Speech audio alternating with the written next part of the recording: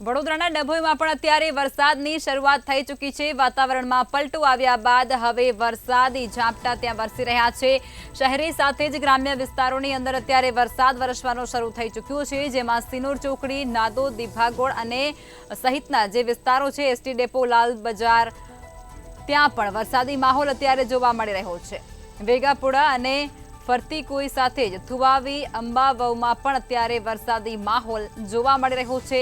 વસઈ અને તરસાણા જેવા ગ્રામ્ય પંથકોમાં પણ મેઘરાજા મન મૂકીને વરસી રહ્યા હોય તે પ્રકારના દ્રશ્યો અત્યારે સામે આવી રહ્યા છે।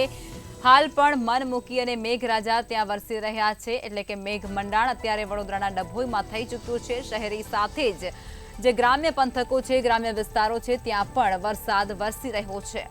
સિનોર ચોકડી સહિતના જે વિસ્તારો છે, એસટી ડેપો અને લાલ બજાર, ત્યાં પણ અત્યારે વરસાદી માહોલ જામ્યો છે।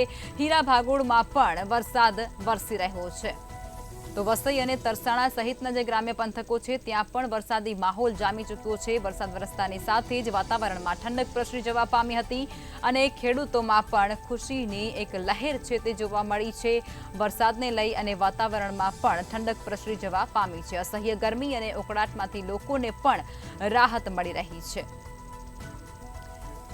તો હવામાન વિભાગે જે પ્રમાણે આગાહી વ્યક્ત કરી છે વરસાદને લઈ, અને તે પ્રમાણે જ હવે વડોદરાના ડભોઈમાં પણ મેઘરાજાએ મંડાણ કર્યું છે અને શહેરી સાથે જ ગ્રામ્ય વિસ્તારોની અંદર અત્યારે વરસાદી માહોલ જામી ચૂક્યો છે, જે અંતર્ગત સિનોર ચોકડી, નાંદોદી ભાગોળ સહિતના જે વિસ્તારો છે, આ સાથે જે એસટી ડેપો, લાલ બજાર અને હીરા ભાગોળમાં પણ વરસાદી માહોલ અત્યારે જામી ચૂક્યો છે। મેઘરાજા મન મૂકીને ત્યાં વરસી રહ્યા છે। આ સાથે જ વસઈ અને તરસાણા જેવા પંથકોમાં પણ વરસાદી માહોલ।